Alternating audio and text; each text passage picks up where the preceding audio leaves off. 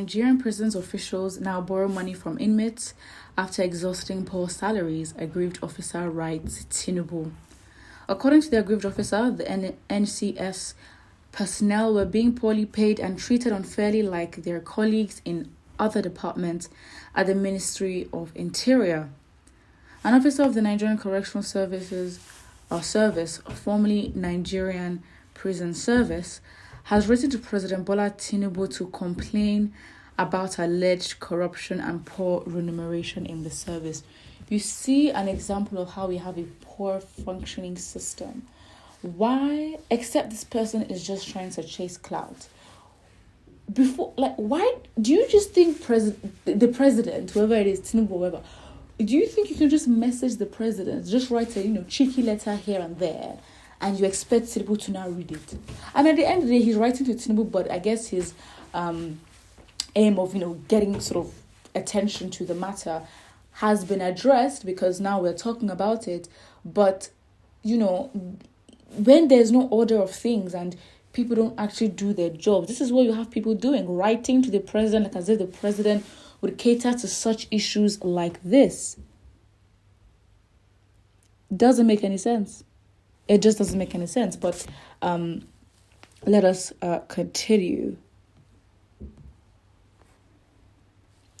He said some of the personnel now depend on inmates to feed their families. I don't understand. Where do the inmates get this money from? I'm so confused.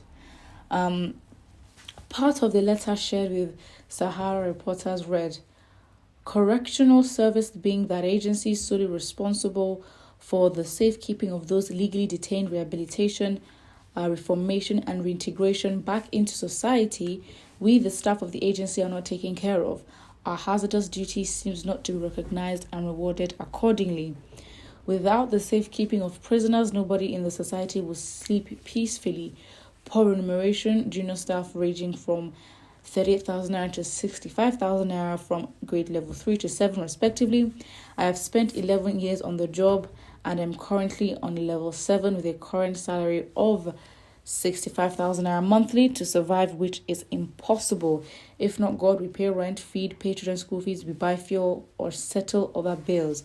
We are tired, just that we don't have alternatives. I have managed my salary to train myself in school, yet the agency has refused to upgrade me, at least so I can earn up to 114,000 naira. Promotion arrears are not being paid. Non-issuance of uniforms. Despite our poor salaries, the agency has refused to issue us uniforms. Instead, we've been the one buying for ourselves. We are left to beg from inmates when salary gets exhausted after 1 week of payment, thereby creating an unprofessional relationship with inmates through which prohibited items are being taken to custodian centers, leading to some escapes. In custodian centers, sometimes officers beg as low as 100 naira from inmates when they close from work just to pay transport back home. Can you imagine? Imagine you being in prison and you're paying somebody to keep you there. That's basically what it is. So you might as well pay to get your way out. And that's why it's not surprising that you have some people that will escape. Very, very interesting. I mean, what would actually surprise Nigerians at this point? Things just progressively get worse, and it is, I don't even know what to say, but it's quite shameful. I mean, begging, not even for your salary, just begging for transport home.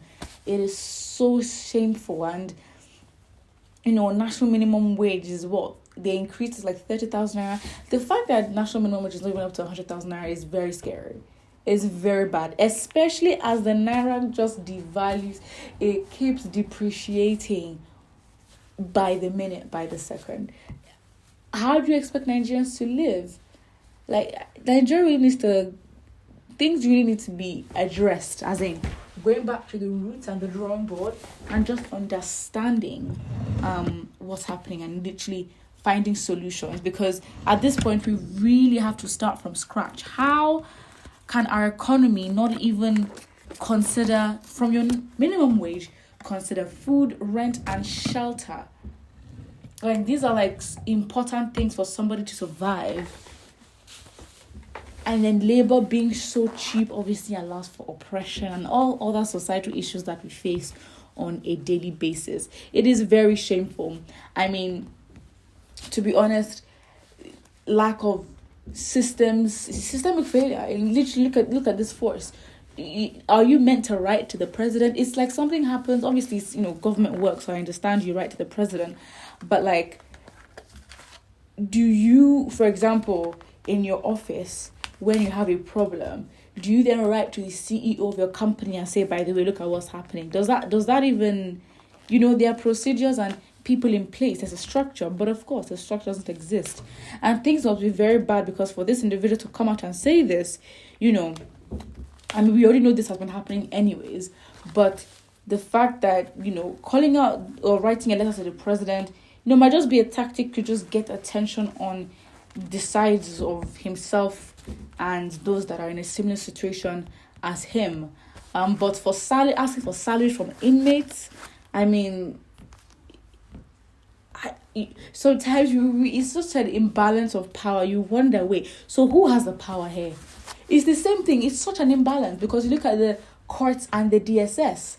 The courts will give out orders, the DSS will flout these orders. So you basically think, wait, who is more powerful, the DSS or the courts? Right? Like, there's such an imbalance of power that you actually start to question, wait, where am I? Very interesting. But it's really sad. It's honestly very sad. But what you think in the comment section below, and do not forget to like and subscribe.